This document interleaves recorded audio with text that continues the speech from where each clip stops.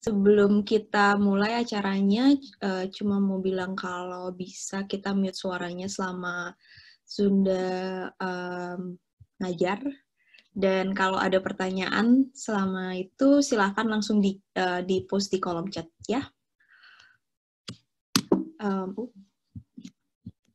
Acara ini diselenggarakan oleh PPI Cambridge, jadi jangan lupa follow Instagram kita di ppi.cambridge.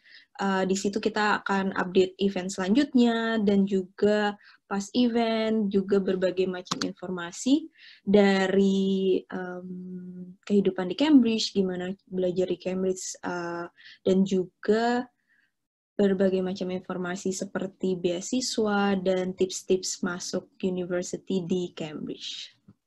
Jadi jangan lupa follow Instagram kita di ppi.cambridge. Pagi ini kita akan belajar bersama Zunda. Jadi Zunda ini seorang desainer grafis dan ilustrator yang lagi menempuh pendidikan S2 di Anglia Ruskin University di Cambridge. Zunda ini berprestasi banget, jadi sudah menerbitkan 2 buku atas nama dia sendiri dan 4 buku anak sebagai ilustrator. Jadi pagi ini kita akan mendengar langsung dari Zunda cara-cara dan tips-tips menggambar dan ilustrasi. Langsung aja, silakan Zunda. Oke, makasih Pioli. Halo semuanya, ke Zunda. Pertama-tama aku salam kenal dulu ya semuanya. Di sini aku bakal presentasi dulu tentang menggambar karakter dan ilustrasi dalam ilustrasi. Oke, jadi kita mulai dari presentasi dulu ya, dengerin dulu ya. Nanti abis itu kita belajar. Oke.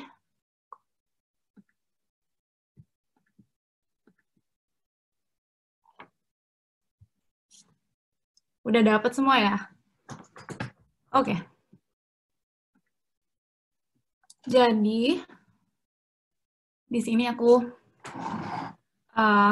bakal kasih tahu dulu tentang bagaimana menggambar karakter dalam ilustrasi. Oke.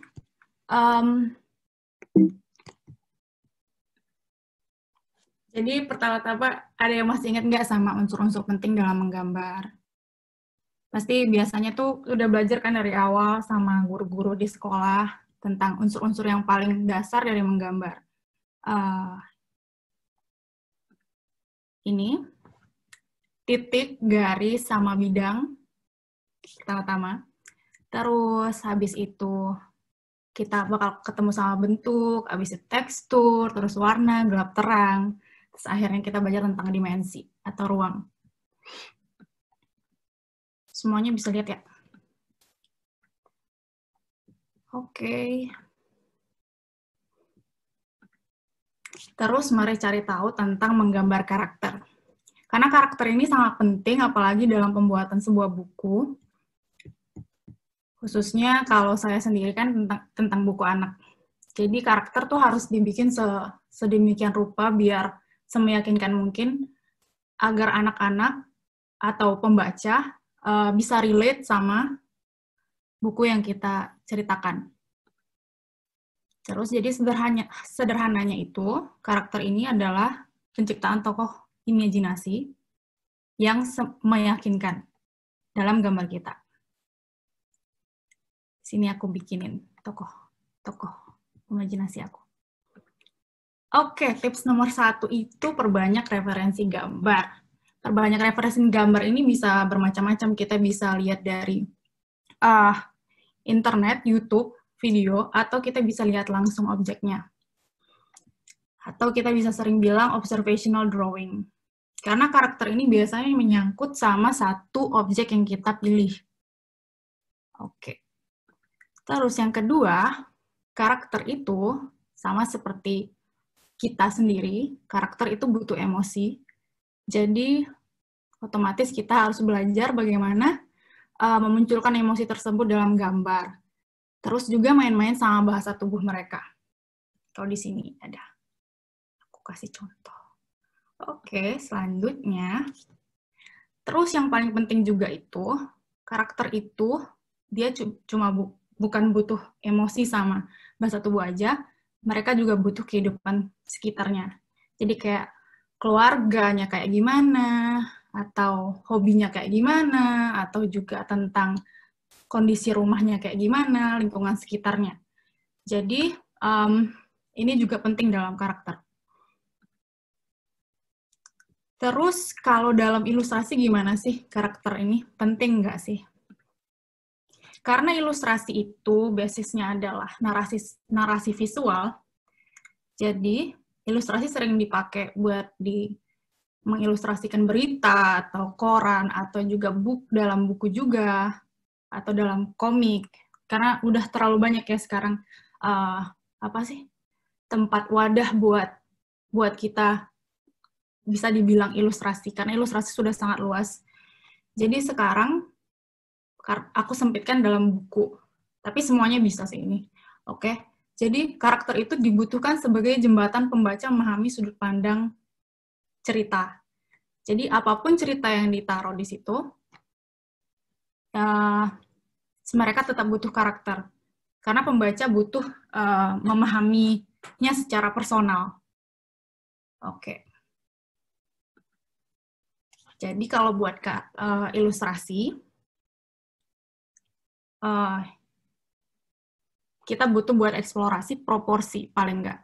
Ini prinsip dasar menggambar. Jadi kita main-mainin antara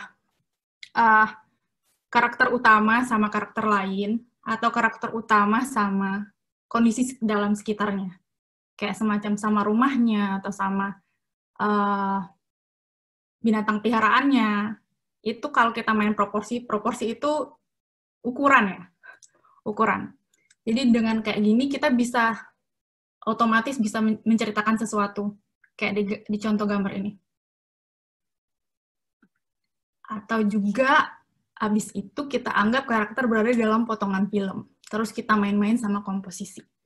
Jadi kalau dulu pernah belajar sama perspektif, gambar perspektif, entah itu di SMA, entah itu kapan kalian pernah belajar perspektif. Jadi perspektif itu ada 3, kita bisa lihat perspektif dari atas, atau sama, sejajar dengan mata, atau juga dari bawah.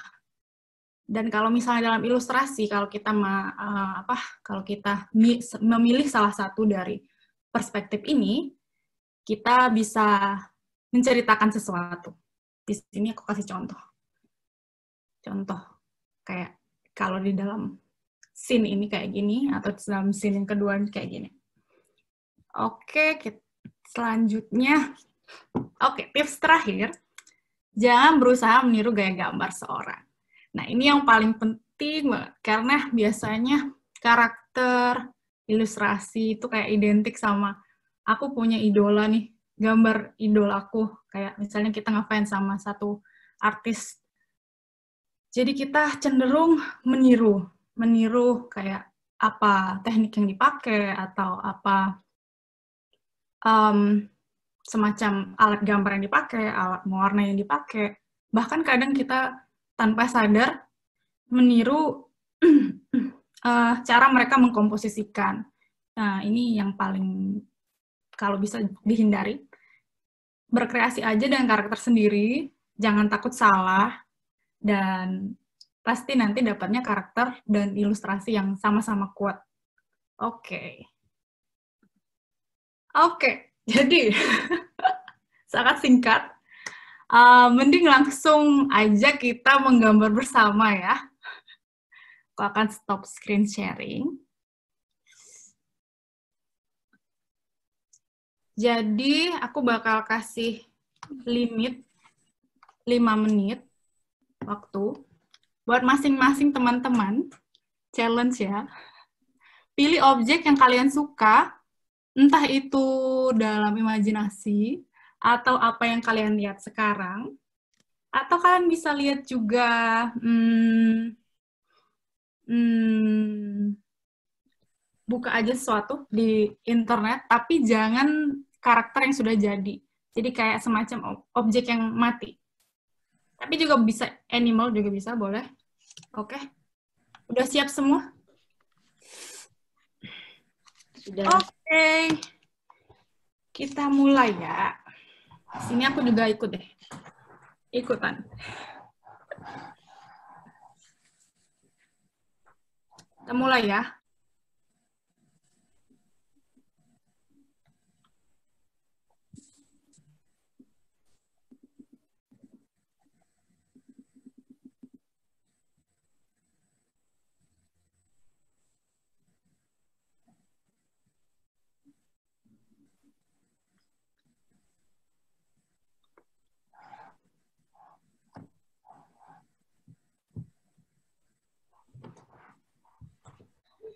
Jadi next step-nya itu,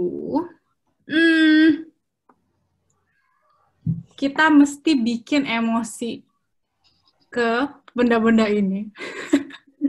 Tolong jangan ngerasa ini aneh. Jadi kita perlu bikin dia istilahnya itu personifikasi. Tapi ini bukan majas, please. Ini suatu yang identikal sama gimana kita bikin mereka kayak manusia. Apa sih yang paling identik ya? Kasih indera ya, kasih mata. Kasih mata. Oke. Simpel itu. Enggak, kita harus ganti kertas. Sorry. Aku harus bilang itu dulu. Nanti ganti kertas ya nanti ya. Oke, aku udah pilih objek aku.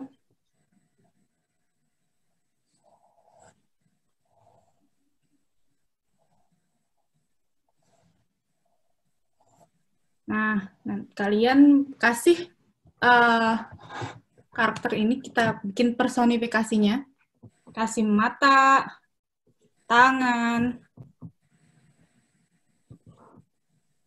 kaki, terserah.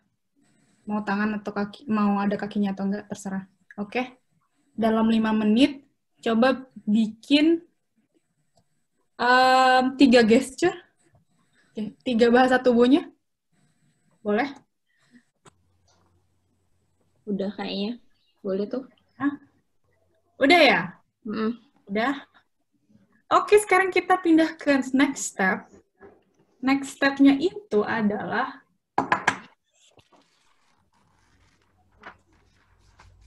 maaf, aku nggak hemat kertas di sini, tapi nggak apa-apa, bisa di-reuse.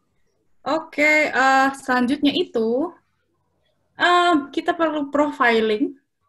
Profiling itu kayak gimana? Jadi kita harus ngasih kayak, dia umurnya berapa sih? Kira-kira umurnya. Umurnya berapa? Terus hobinya apa? Terus juga teman-temannya kayak gimana? Oke? Agak susah ya? Karena benda mati. Atau ya bagi yang milih animal enak. Terus jangan terpaku sama, balik lagi, jangan terpaku sama objek yang sebenarnya. Jadi kalian bisa aja bikin dia berteman dengan siapa aja. Bisa aja dengan manusia, bisa aja dengan sesama objeknya, atau apa aja. Oke, kayak pensil sama penghapus bisa temenan, padahal berlawanan ya fungsinya. Kayak gitu. Oke. Age juga, umur, itu penting juga untuk bikin dia kelihatan cute kah atau tua kah. Ya, itu terserah selera masing-masing. Silakan ya, 5 menit dari sekarang. Udah. Banyak ya possibility-nya ya. Oke. Selanjutnya itu kita bakal ke keluarganya.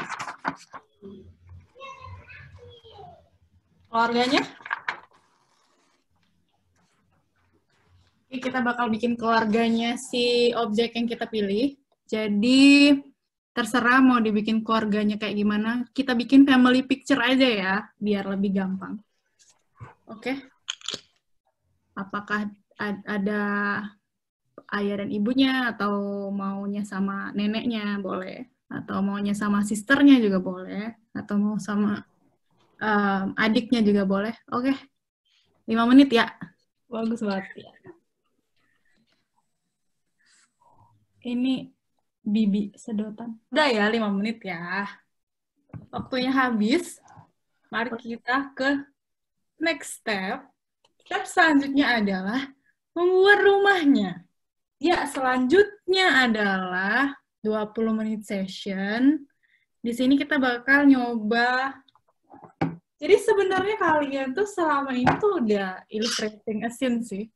Illustrating. Jadi udah masuk ke daerah ilustrasi. Kalian udah main sama emosi, udah main sama bahasa tubuh, udah bikin dia interaksi sama orang lain. Nah, tapi sekarang mungkin kita bikin jadi sebuah cerita utuh. Jadi terserah mau ceritanya apa, itu bisa sesimpel kayak dianya jatuh, atau dianya ketemu seseorang, atau dia juga bisa membantu seseorang. Itu story sesimpel itu, bikinnya menjadi satu gambar utuh. Tapi bedanya di sini kalian masukkan ke dalam satu frame. Ini 20 menit ya, terserah mau diwarnain atau enggak. Bagusnya diwarnain sih, tapi ya. Jadi kalian bikin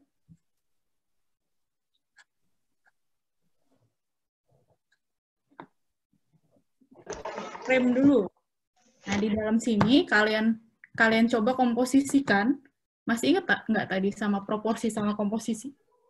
Proporsi itu ukuran sama yang lain ya. Kayak proporsinya sama yang lain. Komposisi itu perspektif dalam bidang gambar kalian. Jadi kalian bisa bikin dia ngelihat ke bawah, atau bisa ngelihat, dia bisa ngelihat ke atas. Kayak gini juga bisa. Terserah, ini benar-benar terserah kalian. Oke? Dalam 20 menit. Karakter yang tadi, tapi harus ada karakternya. Sini. Oke, udah sharing ya. Mungkin sekarang balik ke Violi. Udah. Ya sih kayaknya. Kalau nggak ada yang mau share lagi, mungkin kita sudahi sampai di sini. Ada yang mau bertanya? Ada pertanyaan, silakan. Ada yang mau bertanya kah? Aku mau nanya dikit dong. Oke. Gimana sih supaya maintain konsistensi gitu loh, konsistensi bener nggak sih? Ya, biar konsisten di setiap kayak frame gitu. Ada tips and triknya nggak? Maksudnya kayak misalnya apa kayak harus bikin kayak masternya ini harus kayak ukurannya segini atau ini segini gitu.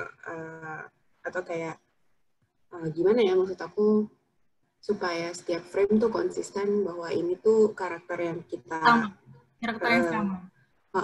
Gitu. Ya, itu sebenarnya ya sih, itu sering banget di ini. Jadi kalau misalnya kita di ilustrasi itu mostly kita familiar dengan kata storyboard.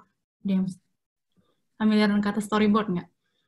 Jadi kalau misalnya kita ilustrasi, apalagi untuk buku atau juga buat animasi juga, sesuatu yang bergerak, sesuatu yang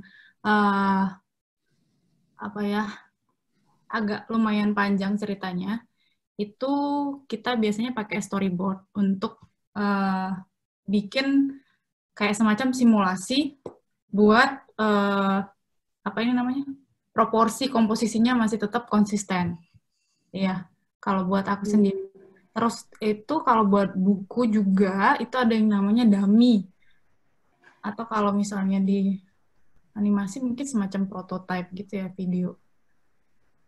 Jadi di dummy itu kita bisa bikin kayak semacam simulasi bukunya. Bentar aku tunjukin ya. Dummy aku.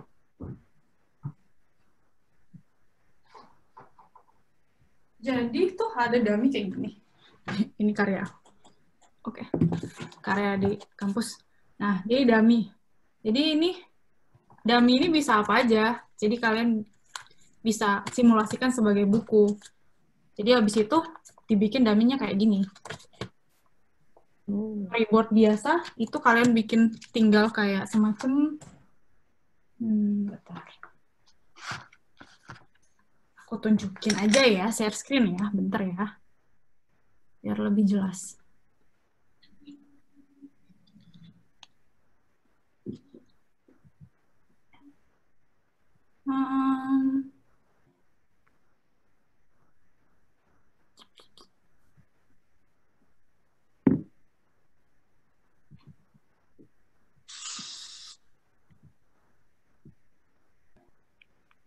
Oke.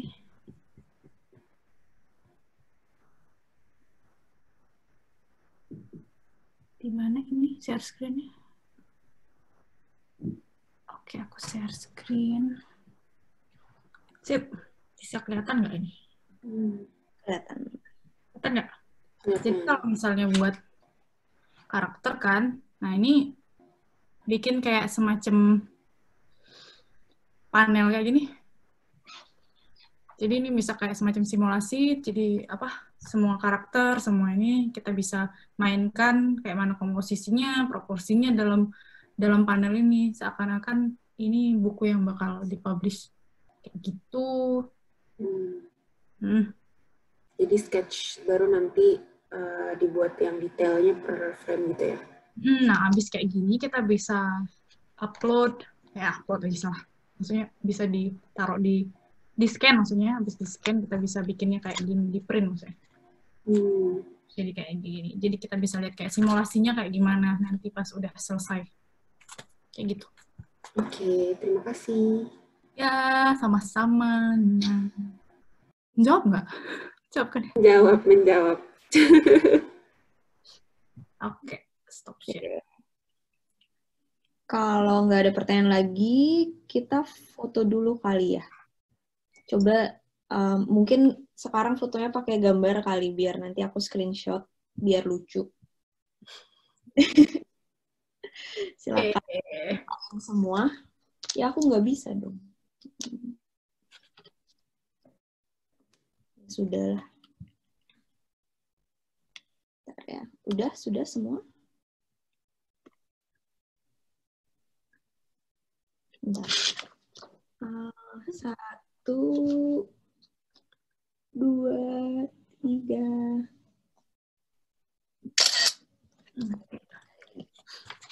Beneran nggak ada yang mau nanya lagi? Kalau mau ada pertanyaan lain, silakan kontak aku ya. Oh, ya udah deh. Kontaknya kemana, Zunda? Apa? Kontaknya? Apa, Mbak Rizka? Sorry. Kontaknya kemana, Zunda? Kontaknya bisa ke Instagram, DM aja. Nanti bakal pas respon. Kalau mau ada kayak konsultasi, mau nanya-nanya tentang ilustrasi, khususnya tentang buku anak ya, aku lumayan tahu karena lagi belajar tentang buku anak. Jadi, kita ada feedback form ya.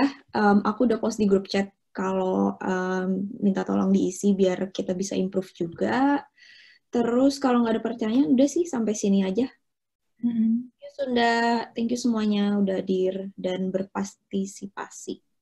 Thank you semuanya. Terima kasih. Semoga bantu. Senang bertemu kalian.